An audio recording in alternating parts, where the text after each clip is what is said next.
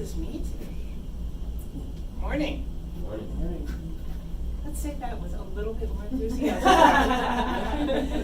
Good morning. Oh, that was helpful. Thank you so much. Today's going to be a good day.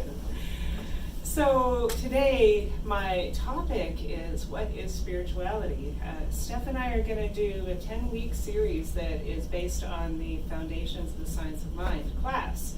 So the first class starts off with what is spirituality and why do we practice spiritual living?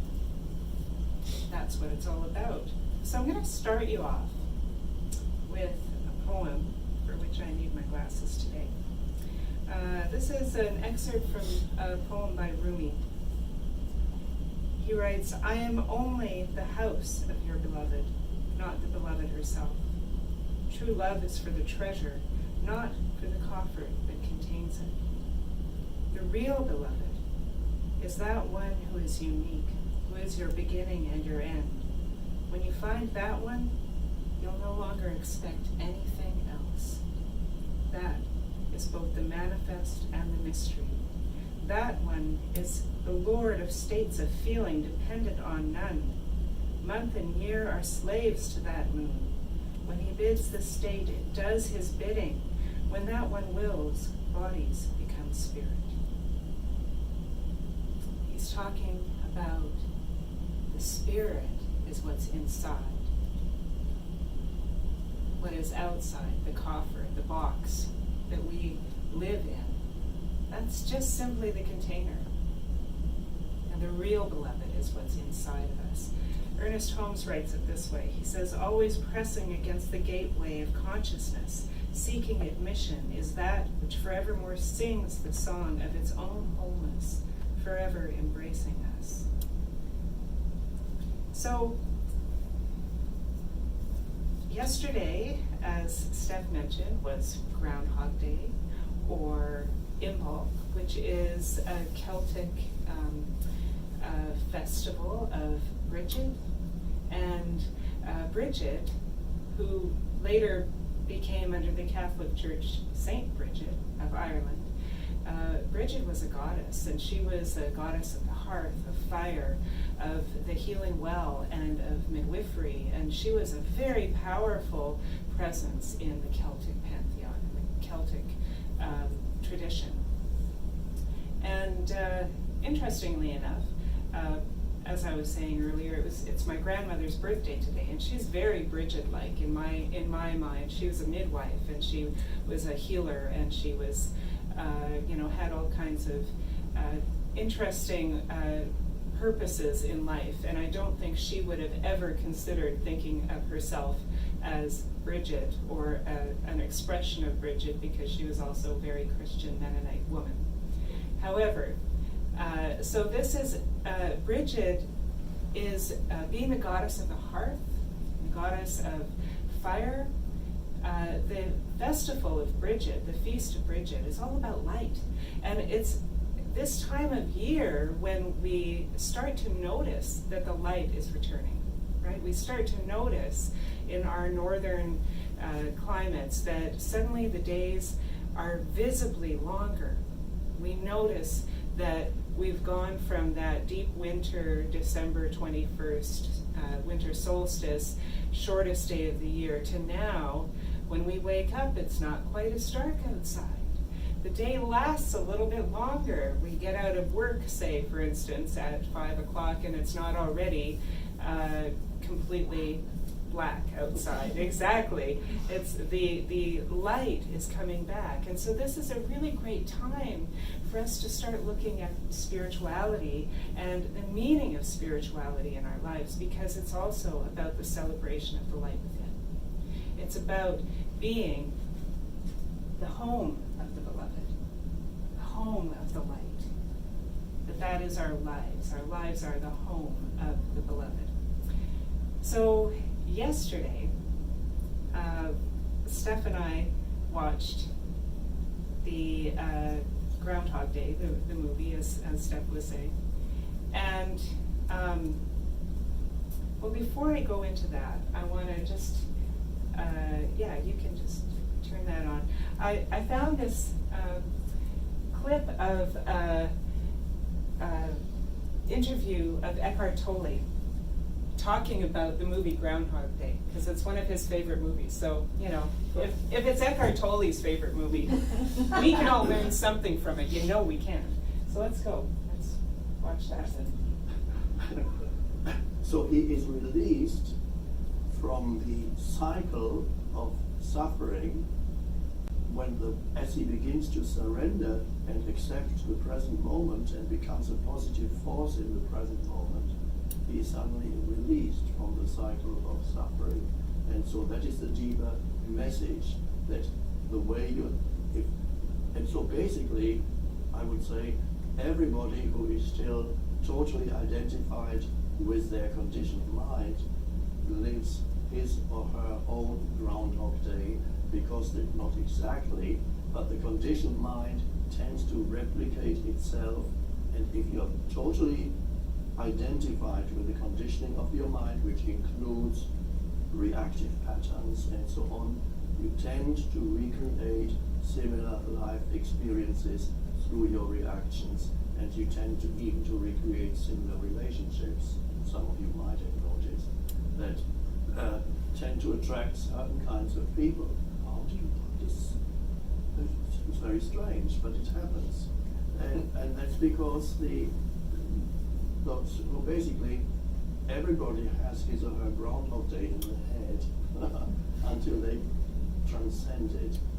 And it's wonderful you said that, Amand, because this is a metaphor for the power of compassion, if you will, because look what happened in his life. He was self-absorbed, everything was miserable, it wasn't good enough for him. And this is an inward placement of his worldview. It was only until he looked outward and embraced others and recognized their suffering and the power of intersecting with them and trying to relieve their suffering, that he was finally released from his own suffering. Yes. Okay, you can stop it there.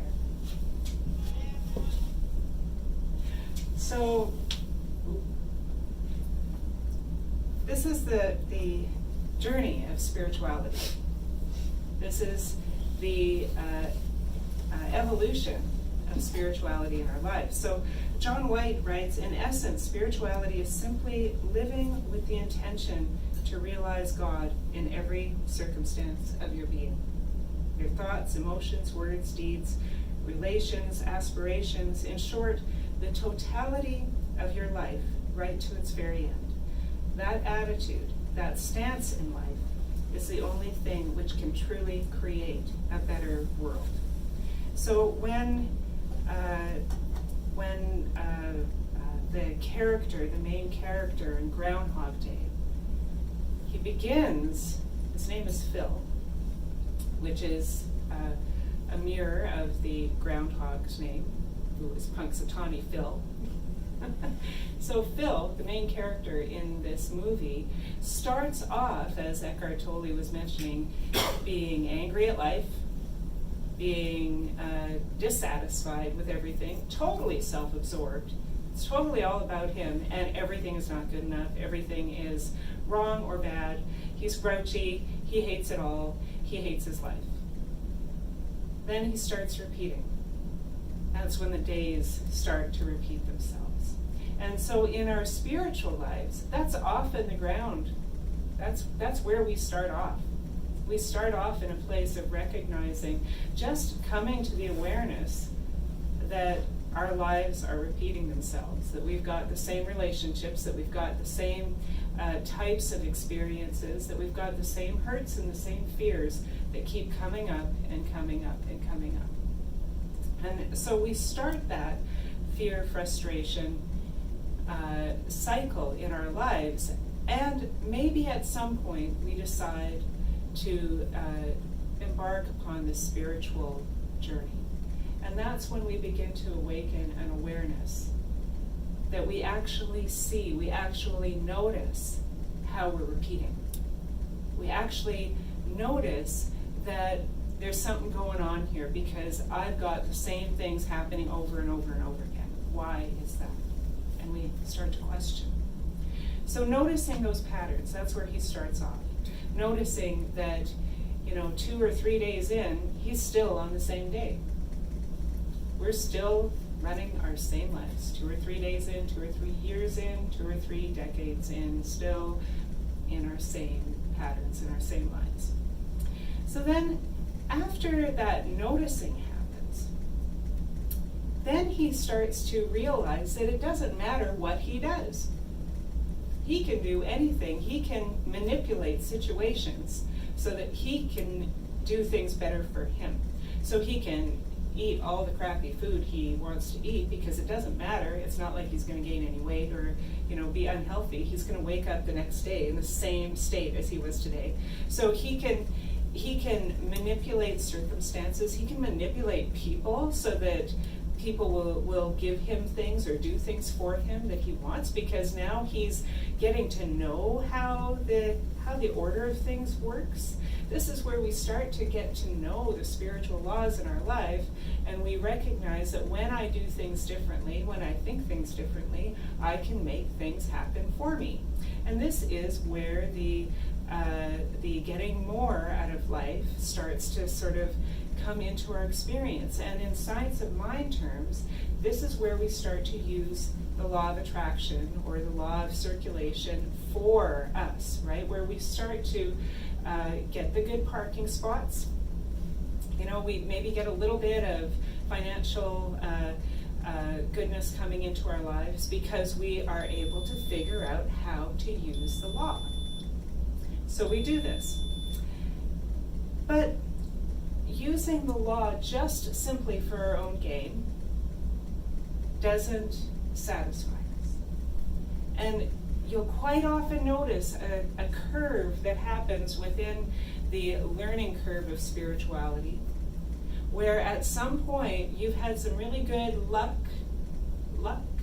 or really good success using some of those spiritual laws to get stuff.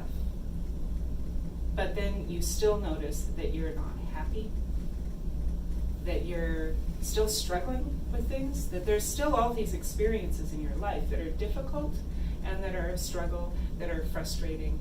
And you wonder, how come I'm doing all the things, I am changing my thoughts, I am doing my affirmations in the morning so that I can get all this good coming into my life, and yet I'm still having these struggling experiences.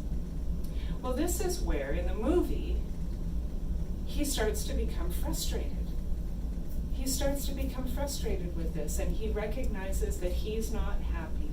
And in fact, he tries to commit suicide several times in many different ways. He jumps off of buildings, he stands in front of a train, he leaps out in front of a truck. He does all kinds of stuff to try and just end it already because he's frustrated with this. He doesn't want to be doing this over and over and over again. And even though he knows now how he can change these experiences, he is frustrated with his lack of happiness in it, that he's not satisfied with his life. So we come into a place of surrender.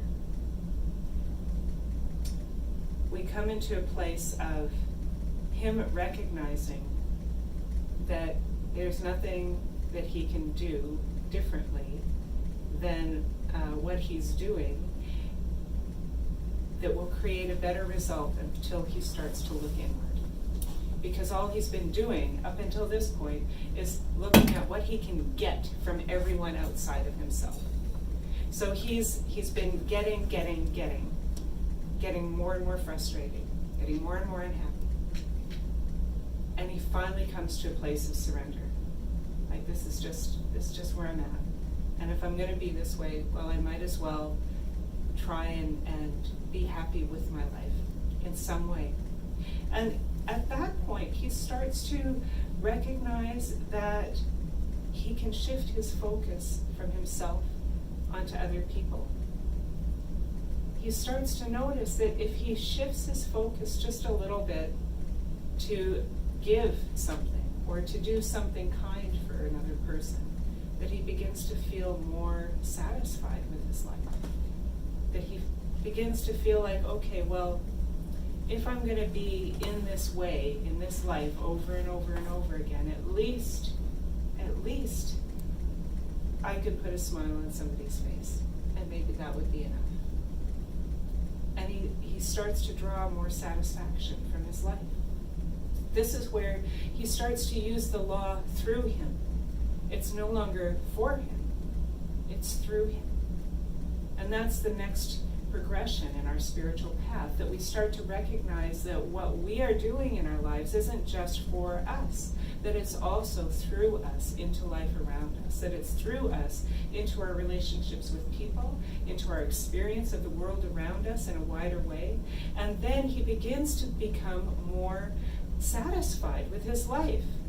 And at first he recognizes that that will bring better stuff to him, because when he starts to be kind to other people, they start to be kinder to him. When he starts to be good to other people, they become better to him in reflection. But it goes deeper. He starts to wonder, well, how much good could I do? How many kittens can I save? How many people can I prevent from, stepping in that great big puddle? How many ways can I make people's lives better? And he becomes to, starts to make an art form of it, where he actually maps out his day in a way that he can affect the maximum number of people's lives. And when he does that, then he begins to work from love. He begins to see life through the eyes of love. And then it's a subtle shift for the law not to work through him, but to work as him. And it's when he finally gets that, when he finally gets that all that he is giving, all that he is doing, is simply allowing love to move through him. When he gets that all he needs to be is in the moment, is that loving presence in the moment, that's when the alarm rings and another day begins. Because what he's done is he's recognized that all there is one moment. And at the very end of the movie, after trying to get out of this town for the entire movie, he says, let's live here. Let's just stay here, present, in this moment. So it's a great metaphor, isn't it, this movie? It's a great metaphor for how we progress through our spiritual path. As we're thinking about this, we return to that idea of being the house of the beloved, because you can't really see yourself as the house of the beloved until you can see yourself as being the love. You can't polish up the outside of the box. Like at the very beginning, he's trying to get stuff for himself. He's polishing up the outside of the box. And that doesn't make it any better, because you're still just looking at the box. It's only when you go inward, only when you go inside and try and uncover that light that comes from within. That's when you start to really have a wider expression in your life. That's when you start to come into your understanding of who you are as a person, that you are that light, that you are the beloved, and that it is your purpose in life to bring that out into the world. It's your purpose in life to open that up and be that light for everybody around you, and be that light in your own life. And that's where joy comes from, because regardless of circumstance, no matter what kind of backwater town you're stuck in, regardless of circumstance, if you're there and present in the moment, if you're there and present and offering love, if you're there and present and being the fullness of who you can be in that moment, you are the beloved, you are the divine, and your life is good. Because it always is. So let's take a look at our affirmation for today. So say it with me if you choose. My heart is home to divine love.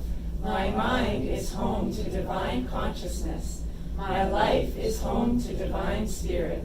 In all that I am and all that I do, I am one with the beloved. And so it is. So it is.